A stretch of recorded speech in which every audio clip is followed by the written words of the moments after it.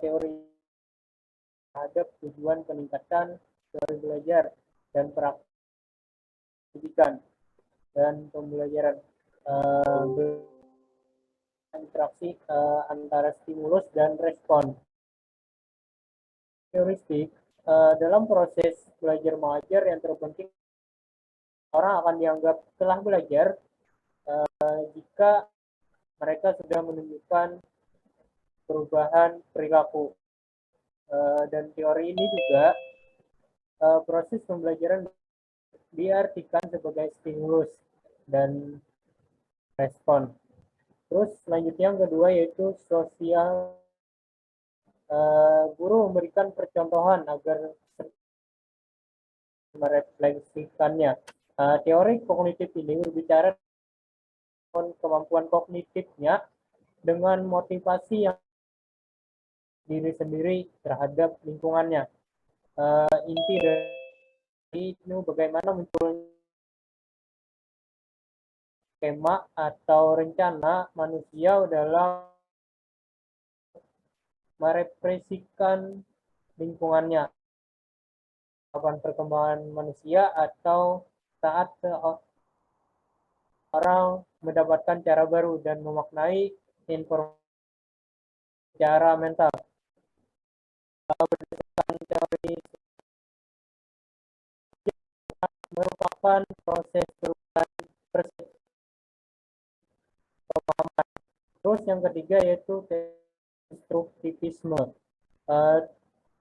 Di sini kita didik untuk membangun sendiri pengetahuannya.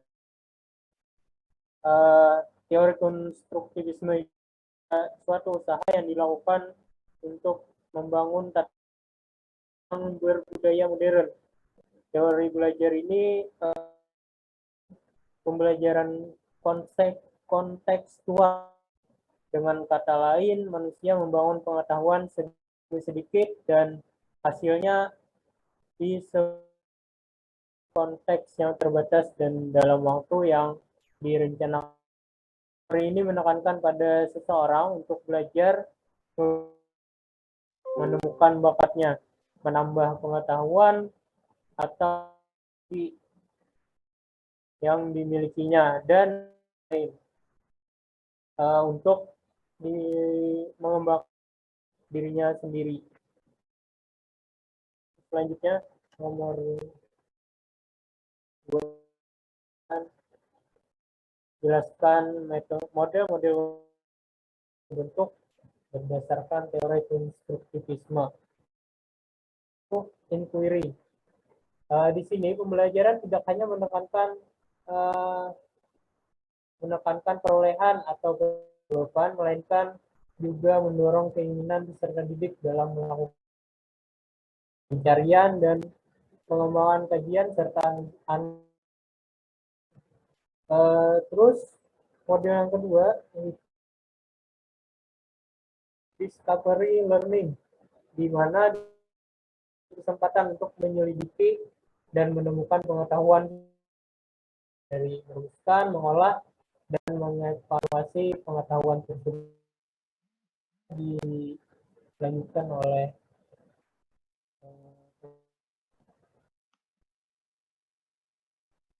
Baik, tes. Apakah suara saya kedengar jelas? Ya, sangat jelas.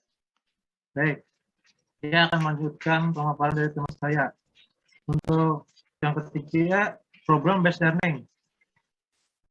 Model ini membuat siswa dapat berpartisipasi dengan aktif dalam melakukan suatu pemecahan permasalahan melalui tahapan-tahapan ilmiah, menjadikan siswa bisa belajar berbagai pengetahuan yang terkait dengan permasalahan dan juga sekaligus memperoleh keterampilan dalam pemecahan suatu permasalahan.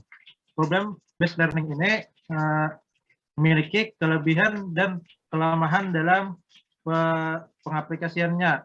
Yang pertama yaitu kelebihan dari program based learning ini adalah